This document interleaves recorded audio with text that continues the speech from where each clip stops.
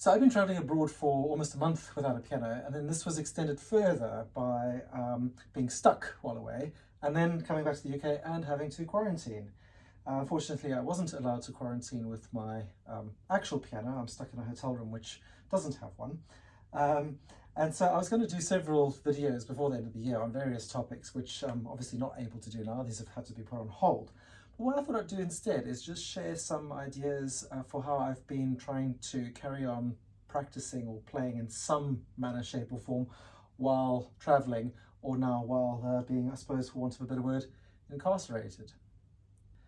So some of these ideas are things that you could actually do without a piano, or you could do with an imaginary keyboard, or one that you could literally just draw on a piece of paper. There's various ways that one could do this. I have with me here, this is a folding portable keyboard that the staff at the hotel were kind enough to allow me to have delivered.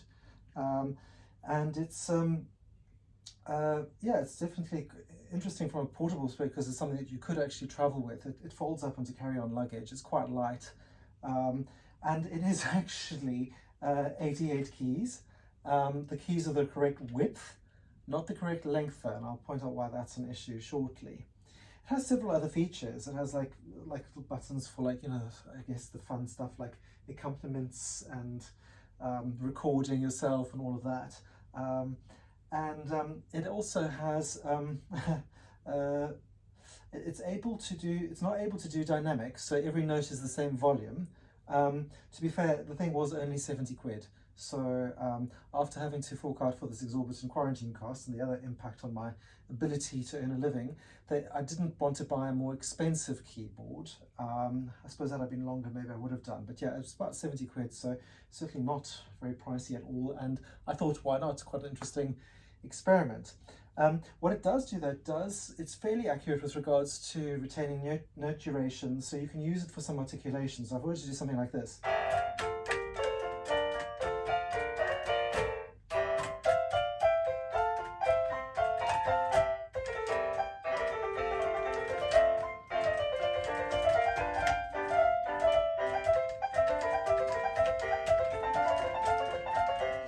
So yeah, that works. But as you can hear, yep, no dynamics at all. It also does have a pedal, which sort of works. So I can do something like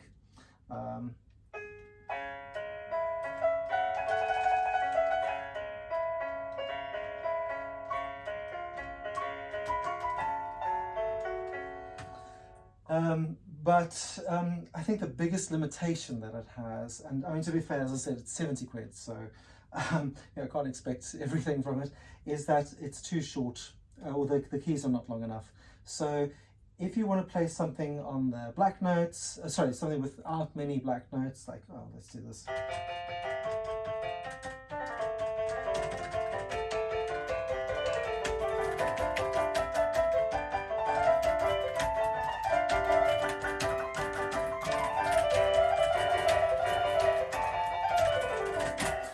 That kind of works if you can deal with the fact that there's no weight, so it's quite hard to play evenly, and also the clucking sound doesn't actually bother me too much, but I guess my sort of expectations at this stage are quite low. I'm just happy to have something that sounds remotely like a piano at my fingertips.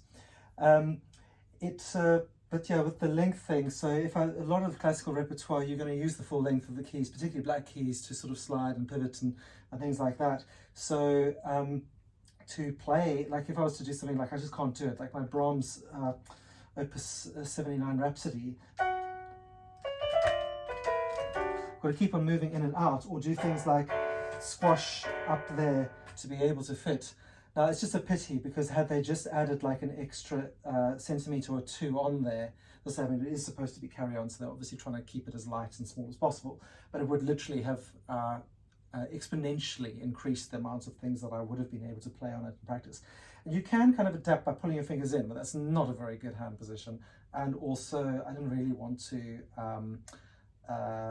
know, sort of, I guess, adapt my technique in that way, because I ultimately hope to one day play on a proper piano again, and to be able to do that in the way I'm used to. The other thing that is a bit of an issue as well is that this folding thing in the middle, there's no way to sort of secure this. And so like I'm lucky here in that I've actually got like this table, but often you're not going to have such a big space. What happens is it just falls over like that. Which, yeah, I would have thought that would have been something that would have been added for traveling, but I guess there's often, maybe it's more common than I think to have a surface that's the size. I hate playing standing up, and I suppose I probably want the keyboard to be raised anyway. So I'm going to do the rest of these videos sitting down. You'll see I have to improvise a bit by putting a box on it so that it doesn't keep on flipping up. So I think I'm going to now look at, yeah, some of the things that I've been doing to keep making music and I suppose stay sane. So one of the easiest things to do without a piano is to study a score away from the keyboard and to start learning away from the keyboard. Now I think most of us, myself included, the minute that we get something, a new piece that we want to play, we just sort of dive right in. And I think there's a lot of very accomplished concert pianists who advocate a period of looking at the score first, I think sometimes for like a matter of days, even studying it, memorizing it, analyzing it, before even trying to play. So that's obviously something that can be done on the road. Another thing for that's quite useful is I attended a workshop a while back that Graham Fitch gave on deep learning tools and memorization. And so a lot of the things that you do for memorization, if you aren't playing from memory, are really good practice for just having a more solid performance, particularly when you're on the spot and under pressure. But one of the things that he suggested was to try and avoid being too reliant on muscle memory. And to do this, there are various tricks for I guess diminishing the role of that muscle memory and forcing you to draw on other types of memory. And so one was to go and take perhaps maybe the themes or parts of the piece and play with one finger only. And it's surprisingly difficult to do. Like a piece that I know relatively well, which is mentioned it earlier, is the Rhapsody in B minor, Brahms. So the theme, if I was to do it with one finger, would be...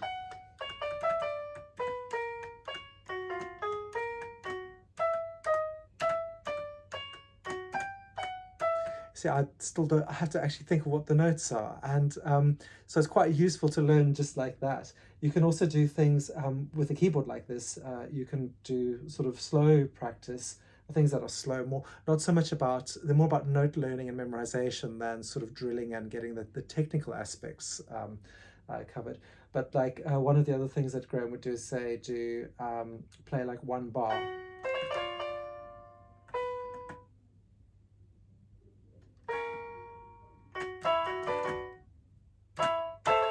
That's quite hard to do. I mean, I had to glance at the score a few times. So what I tried to do there was every second bar. I didn't do it very well, to be honest.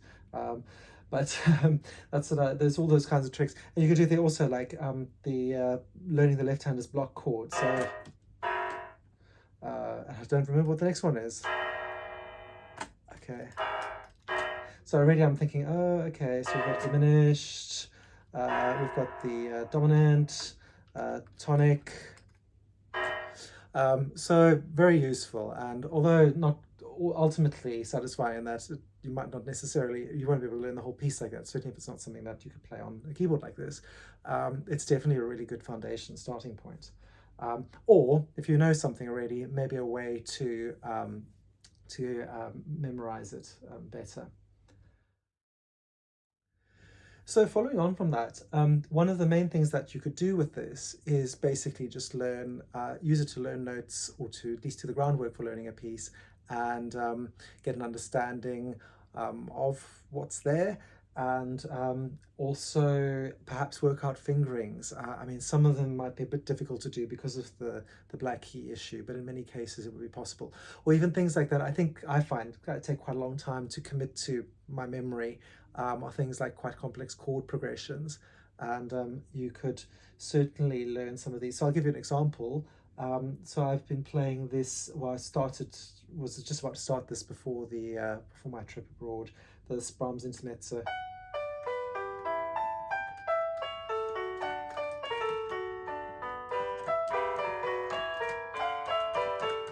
I mean, yeah, so it doesn't sound great, and I think going any further would really be something that Brahms could not have done anything possible to, could possibly have done anything to deserve. But then there's a little bit later on, towards the end, where there's a whole lot of really beautiful, almost jazzy chords, where it goes.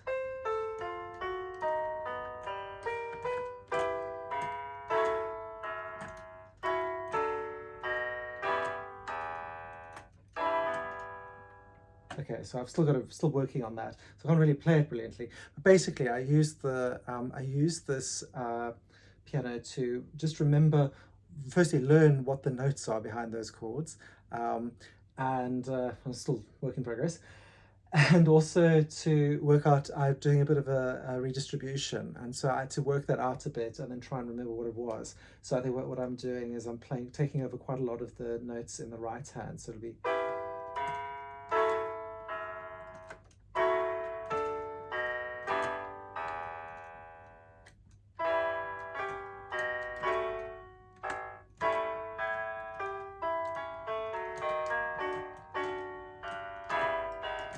And there we go. So that was something I could do. Also, some of the pieces, anything, as I said, without too many black notes. So I started like trying to work out the fingering for a French suite.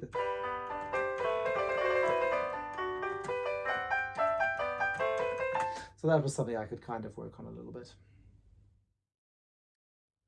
So following on from that, there are some things like with jumps that you can start learning some of the distances.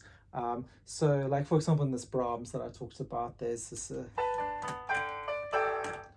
is a, I could just practice that. Now I can't really go on because I need to get up the black notes and slide and, you know, use some lateral movements that are not possible. But it's sort of bits and pieces like that. I think that's the thing that I guess the gist of this is that while you can't do everything, something's probably better than nothing, and you can. There are bits and pieces that one can work on while traveling. Another thing I started trying to play, or something I always wanted to play, is the Rachmaninoff G minor prelude. Now I'm certainly not going to be able to learn it properly on this, but I could at least practice things like the learning some of the notes, and also just some of the jumps. So like.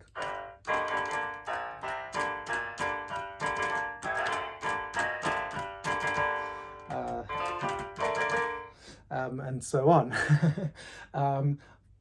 Probably only be able to get that's probably only 5% of what I need to do to play it, but at least it's 5% closer, and that I don't have to do when I'm at the keyboard. I could also work out some of the jumps in my like my Brahms Rhapsody. I've just got to be careful because I wouldn't want to change the distance too much by hitting some of the black notes at awkward angles, but I can do things like a Chopin ballad. Oh, that's terrible. What you have to be careful of though is the end of the, so you can't actually see it, the end of the keyboard's bending. So on this side, because this isn't quite heavy enough.